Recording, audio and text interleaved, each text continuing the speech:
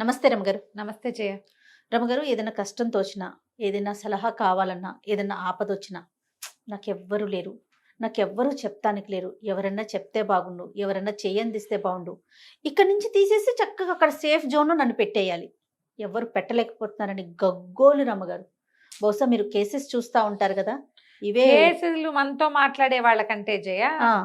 మెసెంజర్‌లో గాని, ఇన్‌స్టాలో గాని, వాట్సాపుల్లో గాని వచ్చే మెసేజ్‌లు నాకెవరు లేరు, నాకెవరు ఎవ్వరు లేరు, లేరు, ఇంట్లో వాళ్ళు పెద్దవాళ్ళు లేరు, పట్టించుకోవట్లేదు. పెద్దవాళ్ళు లేరు, చెప్పేవాళ్ళు లేరు, ఎవరు లేరు కాబట్టి మిమ్మల్ని అడుగుతున్నా. నాకేం చేయాలో తెలియట్లేదు. ఆ! ఎవరు లేరు, ఎవరు లేరు, ఎవరు లేరు, ఎవరు లేరు. ఉన్నవాళ్ళేమో ఎవరిని అడగరు. హుహు. ఆ! ఉంటారు, ఇదొక ధోరణి. ఉంటారు. వాళ్ళు ఎవరి సలహా వినరు, ఎవరి మాట పాటించరు, వాళ్ళంతట వాళ్ళే. హ్మ్. కొంతమందికి మాకు పెద్దవాళ్ళు కావాలి, మాకెవరు లేరు అని బాధపడతారు. ఏం కాలం అమ్మా ఇది! ఏ కాలంలో అయినా ఎవడి జీవితం వాడిదే.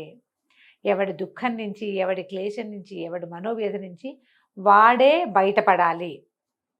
నీకు ఎక్స్టర్నల్గా ఏదైనా సాయం అందుతుంది, అందదు. హ్మ్. అందచ్చు, అందకపోవచ్చు. నిన్ను నువ్వు తోసుకెళ్ళాలి ముందుకి. అంతేగా. సెల్ఫ్ మోటివేషనే అవసరం. ఏనాడైనా బుద్ధుడి కాలం ఏ కాలం అమ్మా? ఎన్ని వేల ఏళ్ల నాటి కాలము అవును. కదా. బుద్ధుడే చెప్పాడు ఆ మాట. హ్మ్. నీకు బయట నుంచి రాదు, బయట నుంచి వచ్చేది తాత్కాలికమైంది. ఎంతసేపు నీకు ఎవడో ఒకటి చెయ్యించాలంటే నువ్వు ఆ గోతుల నుంచి బయటకు వచ్చాక కూడా చేయి పుచ్చుకునే ఉంటానంటావు. నువ్వెవరికైనా ఆలంబన ఎప్పుడవుతావు? అవును. నువ్వు చేయి పుచ్చుకున్నట్టు అలవాటైతే నీకు చెయ్యందించడం రాదుగా. మనుషులందరూ ఇలాగే ఉంటే కుదురుతుందా? హ్మ్. నువ్వు ఇవాళ చేయి పుచ్చుకుని పైకి లేస్తే ఇంకొకటి చెయ్యి అందించాలి. ఈ చేయి పుచ్చుకుని ఆ చెయ్యి వదిలిపెట్టవు. ఏదొచ్చినా బెదురుతావు, భయపడతావు. ఎంతసేపు నన్ను ఎవరైనా చూసుకోవాలి. చూసుకునే వాళ్ళు లేరు అన్న మాట అసలు నేను వందల వేల సార్లు వింటాను జయ. మా పిల్లలకన్నీ నేనే చూస్తానండి, మాకెవరూ చేసేవాళ్ళు లేరు. మేము ఇంతమంది ఉన్నామా జయ? ఎంతమంది మేము అవును. గుంపు. మా గుంపులో కూడా మా చివరి వాళ్ళ పిల్లల పెంపకాలకి మాకెవ్వరి సహాయాలు లభించలే. హ్మ్. ఎవరి జీవితాల్లో వాళ్ళు బిజీగా ఉన్నారు. ఏదో పురుడు పోసారు, ఆ టైంకి ఉన్నారు. ఏదైనా పుట్టినరోజు అయితే ఆ టైంకి వస్తారు. అంతే. ఏదో ఫంక్షన్ అప్పుడు కలవటం. ఈ రోజువారీటివి ఎవడివి వాడి పడద్దు. మేము 10 మంది ఉన్న మా బోటి వాళ్ళే మేము అలా ఉంటే తలా ఒక చోట ఉండి, మీరు ఒకళ్ళు ఇద్దరు ఉన్నప్పుడు ఈ కాలంలో మీరున్నదే ఇద్దరు. అవును. అక్క చెల్లికి పడదు, సార్ట్అవుట్ చేసుకోరు చచ్చిన. ఎంతసేపు నాన్న అమ్మాయి అక్కని బాగా చూస్తున్నాడేమో, అమ్మ చెల్లితోటి బాగా ఉంటుందేమో, ఈ కుళ్ళుబొత్తనాలతో చచ్చిపోతారు. అస్సలు సార్టెడ్గా ఉండరు. మీకు ఏదైనా కష్టం వచ్చినప్పుడు చెయ్యి అందించాలంటే ఎవరు అందిస్తారమ్మా? ఎక్కడి నుంచి అందిస్తారు? ఎంతసేపు ఎప్పుడో గాడ్ మదర్స్, గాడ్ ఫాదర్స్ దొరుకుతూ ఉంటారా? హుహు. ఉంటే మాత్రం ఎంతమందికి గాడ్ మదర్గా ఉండగలుగుతారు వాళ్ళు? అవును. చెప్పు. మగపిల్లల్లో కూడా ఈ కష్టం ఉంటుంది జయ. హ్మ్. మగవాళ్ళల్లో కూడా ఉంటుంది. చూసుకునే వాళ్ళు లేరు, పెద్దవాళ్ళు లేరు మాకు మాట చెప్పటానికి అని. ఆడవాళ్ళకి చాలా బాధ. అవును. వాళ్ళ పక్కన ఫ్రెండ్స్కి వాళ్ళ అమ్మ వచ్చి వీళ్ళ ఇంట్లో ఏ ఫంక్షన్కైనా వాళ్ళ అమ్మగారు వచ్చి ఆదుకుంటున్నారు అనుకో అన్నిటికీ, మనకు లేదో అని బాధపడుతూ ఉంటారు. ఏడుపు మొహాలేస్తారు. మీకున్న ఆడపడుచుని అత్తగారిని నువ్వు దగ్గర తీయవు, హ్మ్. అమ్మ లేదని బాధపడతాం. మనుషులకి ఇలాంటి ఆలోచనలు ఉంటాయి జయ. ఎప్పుడు కూడా సెల్ఫ్ మోటివేటెడ్గా ఉన్న వాళ్ళ జీవితాలు బాగుంటాయి. మనం సాయంత్రం అయ్యేసరికి పనిచేయ బుద్ధి కానట్టు విసుగ్గా ఉండి మెనోపాజ్లో చాలా వస్తాయి జయ ఇష్యూస్. నేను ఇంత యాక్టివ్గా తిరుగుతానా? నాకు కూడా ఉంటుంది అట్లా విసుగుతాను. విసుగు. ఇంకేం చేయబుద్ధి కాదు, ఏమీ చేయాలనిపించదు, ఎవరితో మాట్లాడబుద్ధి కాదు. అట్లా అంటారు కదా రమ్మగారు. ఒక్క రోజున పోనీలే రమ్మగారు, ఈ రోజు డ్రాప్ అవ్వండి అంటే ఉంటారు మీరు ఇంట్లో? ఉండను. నేను నీకేం చెప్తాను అదే జయ? అంటున్నారు అక్కడ కదా. కూర్చునేదేదో ఇక్కడే కూర్చుందాం. అన్ని పనులు చేసుకునేటప్పుడు ఇది పని ఎందుకు ఎందుకు మానేయాలి? మానేయాలి అంటారు చూడండి. సూపర్ మోటివేషన్ అన్నమాట మాట. ఇప్పుడు దాన్ని మనం జయించాలి కదా జయ. ఏం చేయబుద్ధి కాదు, ఎందుకు ఊరికే అట్లా సుధలా కూర్చోవాలనిపిస్తుంది. కూర్చోవాలనిపిస్తే కుదురుతుందా? దాంట్లో నుంచి బయటపడడానికి ఏది దొరికితే అది పుచ్చుకుని లేచి వచ్చేయాలి బయటికి మనం. ఏది ఉట్టిదేనండి. దొరికితే. రమ్మగారికి నాకు బద్ధకంగా ఉంది, లేకపోతే నీరసంగా ఉంది, అయన్నీ అబద్ధాలండి. అవి ఉన్నా సరే నేను వద్దండి రెస్ట్ తీసుకోండి అని చెప్పినా సరే, అన్నం తిన్నాను కదా, పొద్దున్న టిఫిన్ చేశాను కదా, వంట చేశాను కదా, స్టూడియోకి వచ్చి ఆ పని కూడా చేసేస్తే అయిపోతుంది అంటారు. సూపర్ రమ్మగారు. అలా ఉండాలి జయ. నిజమండి. లేకపోతే కూరుకుపోతాం అందులో మనం. ఇంకా ఇంకా ఇంకా వెళ్ళిపోతాం కదండి. బలవంతం చేసి చాలా బలవంత పెట్టి మనని మనం తోసుకోవాలి బయటికి. ఇంకొకరు కాదు. ఎవరు తోస్తారు? పూటాయ పోని ఒకరోజు తోస్తావు నువ్వు, రోజు నేను తోయమంటే ఎక్కడ పడతావని మానేస్తావు నువ్వు. అందరూ వదిలేస్తారు జయ, నిజమే, వదిలిపెట్టేస్తారు. నిజం అది రమ్మగారు. చేయకూడదు. పూర్వట కౌశాంబి నగరంలో రాజుగారికి ఒక ఏనుగు ఉండేదట. ఏనుగు ఏనుగు పావేయకంట దాని పేరు. పేరు చూడు ఎంత బాగుందో. ఈ పావేయకానికి ముందంతా అది చాలా యుద్ధాల్లో వాట్లల్లో పాల్గొనేది. రాజుగారి అంబారి ఏనుగుగా ఉండేది. కొంచెం వయసు వచ్చింది, పెద్దదైంది, కొద్దిగా తగ్గినాయి హడావిళ్ళు, యుద్ధాలు కూడా ఏం లేవు. ఓసారి ఏనుగులన్నింటినీ ఎండాకాలం నీటి కోసం వదిలిపెట్టారు. ఈ పావేయకం అలా నడిచొస్తూ తేటగా ఉన్న నీరు కోసం వెతుక్కుంటూ, ఎండాకాలం ఏమవుతుంది, పెద్ద పెద్ద సరస్సులు చిన్నవి అవుతాయి కదా, ఆ లోపలికి ఉంటాయి. దానికి తేటగా ఉన్న నీరు కావాలి. అది అలాగా అడుగులు వేసుకుంటూ ఒక మడుగులోకి దిగిందట.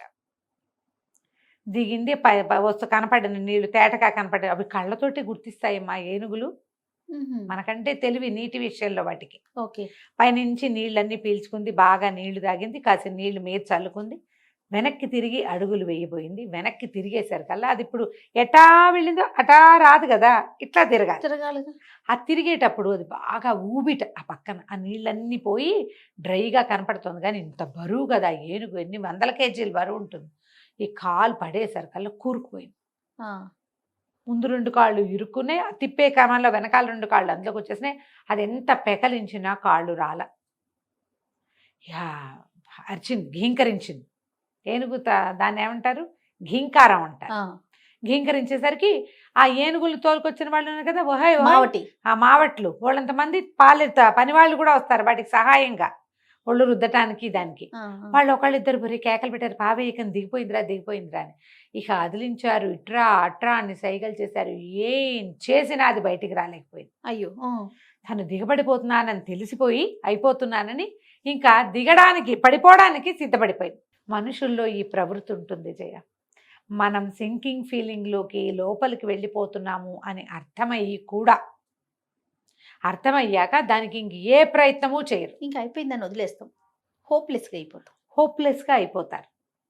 అసలు అవ్వకూడదే హోప్లెస్గా, హెల్ప్లెస్గా అయిపోతాం. హోప్లెస్గా అవ్వకూడదు. ఆశే ఉండాలి మనకి.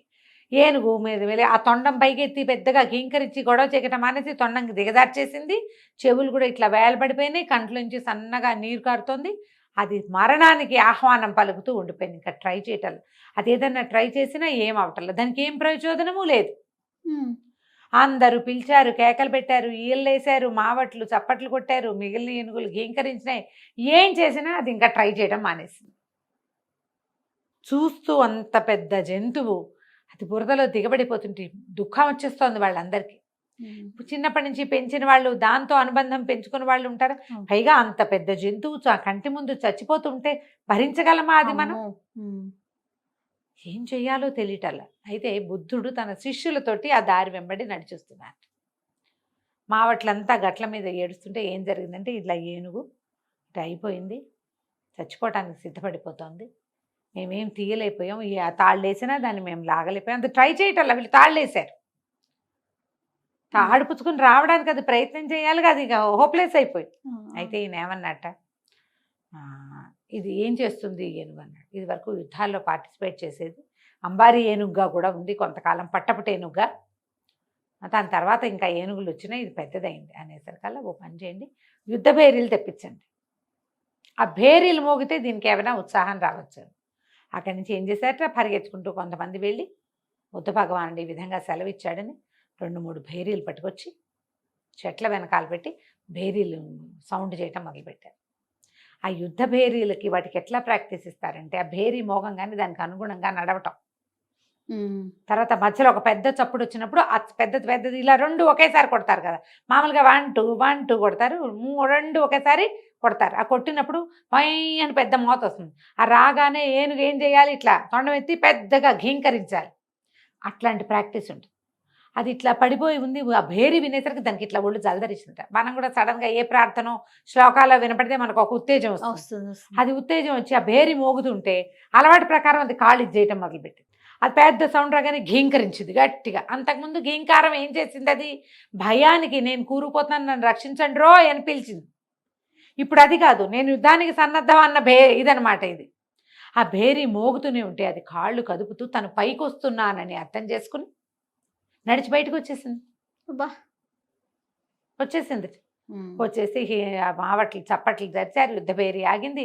అది ఉత్సాహంగా తను ఎందులో నుంచి బయటకు వచ్చానో దానికి తెలిసిపోయింది. అన్నిటితోటి స్నేహం కలిపింది, తొండం అన్నిటికీ రాసి చేసింది. వీళ్ళు ఏం చేశారు, ఏవో తిండి పదార్థాలు పట్టుకొచ్చి పెట్టి దాన్ని బాగా ఉత్సాహపరిచి తీసుకుపోయారు. బుద్ధ భగవానుడు శిష్యులకు చెప్పాడు, ఈ కూరుకుపోయే క్షణాలు మనుషులకి జీవితంలో కనీసం 10 సార్లు వస్తాయి.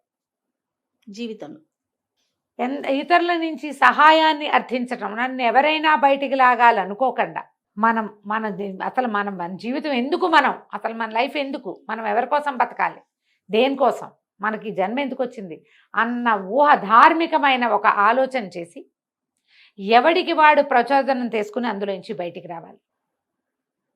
లేకపోతే బురదలో కూరుకుపోతావు. నీతో పాటు గుంపు ఉన్నారనుకో, వాళ్ళు కూడా ఇలాంటి సమయం వచ్చినప్పుడు కాలు చేతులు వెళ్ళాడేసుకోవాలని నేర్చుకుంటారు.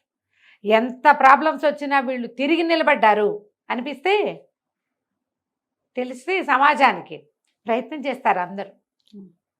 మనకి ఇప్పుడు ఎంత చిన్నదైనా ప్రతివాడికి ఒక సొంత ఫ్యామిలీ సమాజం ఉంటుంది కదా జయ. అవునుగా ఉంటుందా? మన చుట్టుపక్కల 4 ఇళ్ల వాళ్ళు ఎంత పెద్ద యాక్సిడెంటో భలే కోలుకుని మళ్ళీ ఆఫీస్కి వెళ్తున్నారు. చాలా పెద్ద అనారోగ్యం, అసలు కోలుకుంటాడు అనుకోలే, ఆయన మళ్ళీ శుభ్రంగా వెళ్ళిపోతున్నాడు ఆఫీస్కి. ఇవి ఎలా ఉంటాయి జయ? హోప్ఫుల్గా లేవు విషయాలు. అవును, ఆయనకి జబ్బు చేసిందంటే ఇంకేముంది, అయిపోయాడంటే జబ్బు చేస్తే అయిపోతాడు అనేది కదా వినపడుతుంది. అంటే జబ్బు చేసిందంటే అయిపోతామనే కదా, ఒక దిగులు వచ్చేస్తే తెలియకుండా. చుట్టుపక్కల సమాజం అంతా ఇది చేయకూడదు. మీకు ప్రాబ్లమ్స్ లేని వాళ్ళు ప్రపంచంలో ఉండరు. బుద్ధ భగవానుడు ఒక ఆవిడ నా కొడుకుని బతికించమని బతిమలాడింది. నాకు ఒక్కడే పిల్లవాడు, నా జీవితానికి వీడే ఆశ, వీడు చచ్చిపోయాడంటే, అమ్మ మరణం లేని ఇంటి నుంచి గుప్పెడు బియ్యం తీసుకురా, నీ పిల్లాడిని బతికిస్తానన్నట. ఆవిడ శ్రావస్తి నగరం అంతా తిరిగింది పొద్దునుంచి రాత్రి దాకా. మరణం లేని ఇల్లే లేదు. ఎక్కడైనా ఉంటుందా? మరణం అనివార్యం కదా మరి. కానీ జీవితం శాశ్వతమైంది, అది జరుగుతూనే ఉంటుంది. అంతే. నువ్వు కాకపోతే నీ పిల్లలు, నీ పిల్లలు కాకపోతే నీ వాళ్ళ పిల్లలు కదా. ఆలోచించండి. ఏదైనా ప్రాబ్లమ్స్ వస్తాయి, ఇతరుల సహాయం ఎవరైనా చెప్పాలి, ఎవరైనా చెయ్యాలి, నన్ను ఎవడో బయటికి లాగాలి కాదు, నన్ను నేను లాక్కోవాలి అంతే. ఇప్పుడు నువ్వు కాలు జారి పడ్డాం, లేవ తీసేందుకు ఎవరు లేరు, నువ్వేం చేస్తావు, ఆడే కూర్చుంటావు, ఎట్లా కొట్ట కూడ తీసుకుని లేవు, అది అంతే జీవితం. రైట్ రామ్ గారు, నమస్తే. నమస్తే. సుమన్ టీవీలో మీ పర్సనల్ అండ్ బిజినెస్ ప్రమోషన్స్ కోసం కింది నెంబర్కి కాంటాక్ట్ చేయండి.